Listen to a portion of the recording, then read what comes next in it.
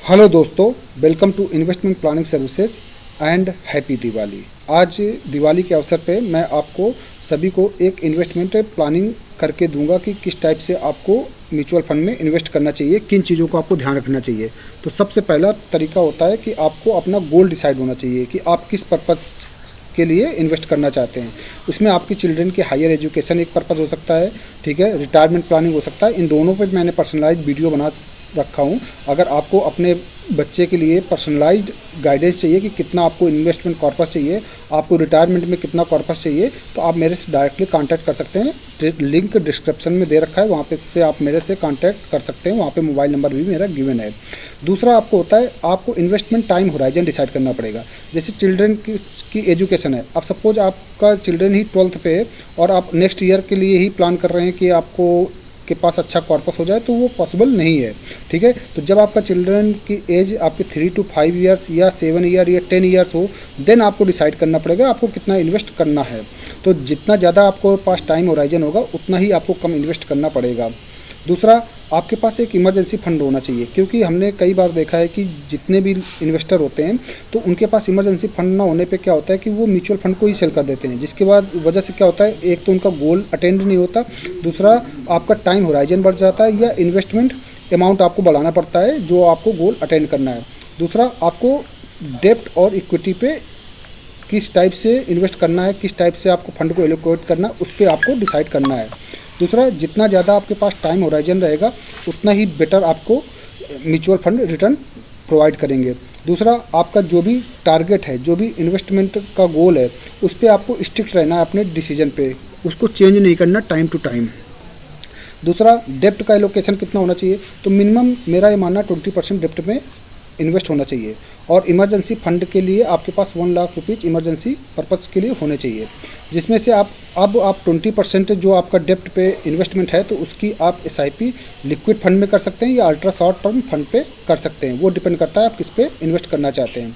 Liquid fund और डेप्ट fund around 6 से 7% को आपको रिटर्न बना कर देंगे। ये सेफ फंड होते हैं, इनमें मार्केट का वोलेटिलिटी का कोई इफेक्ट नहीं पड़ता।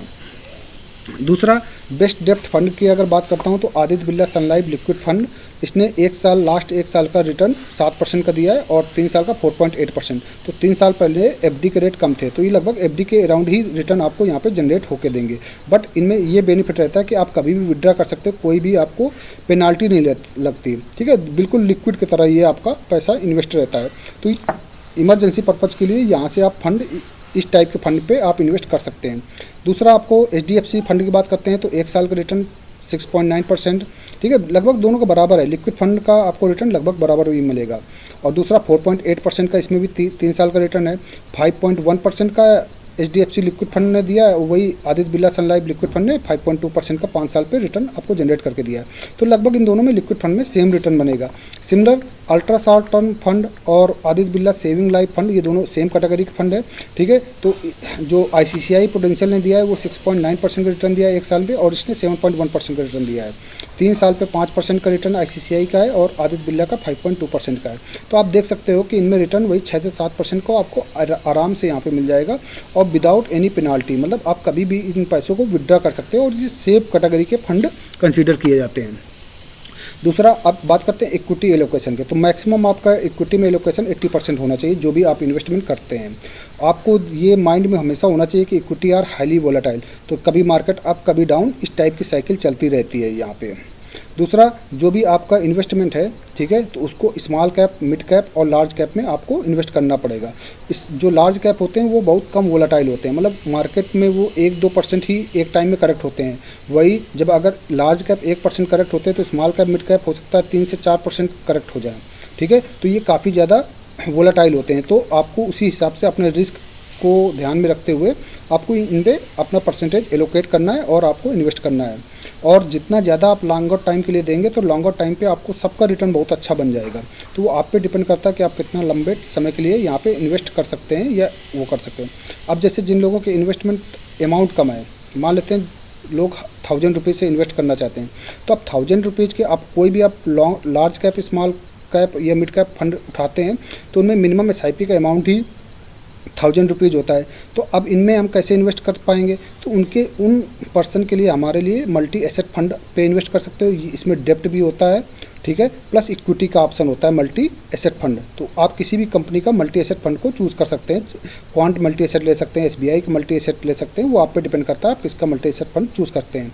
तो जिनका अमाउंट 1000 से लेकर 5000 तक जो इन्वेस्ट करना चाहते हैं, तो उनके लिए मल्टी एसेट फंड सबसे बेस्ट रहते हैं। वो आराम से आपको डिजायर्ड रिटर्न प्रोवाइड कर देंगे ओवर द लॉन्गर पीरियड।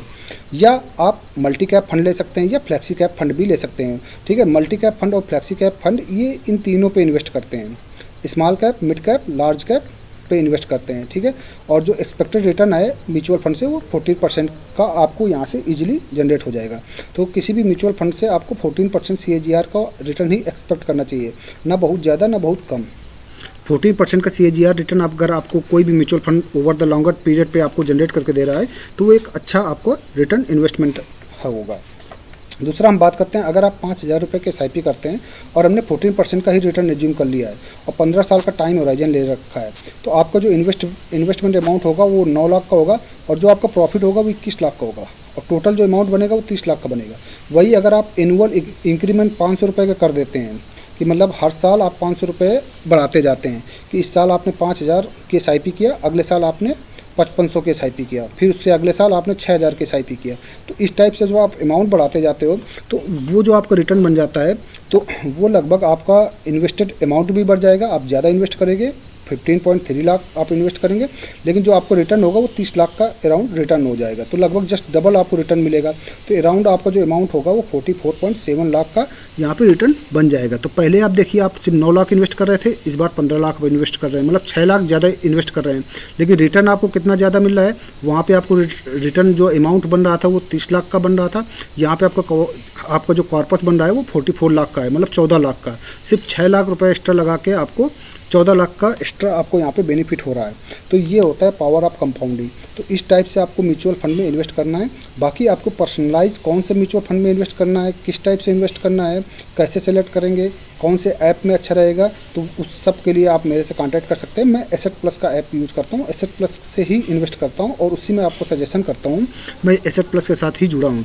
तो बाकी आप जानकारी के लिए आप मेरे से पर्सनलाइज कांटेक्ट कर सकते हैं। चैनल को लाइक करिए, सब्सक्राइब करिए एंड हैप्पी दिवाली। स्टार्ट करिए इस दिवाली एक SIP के साथ। Thank you very much.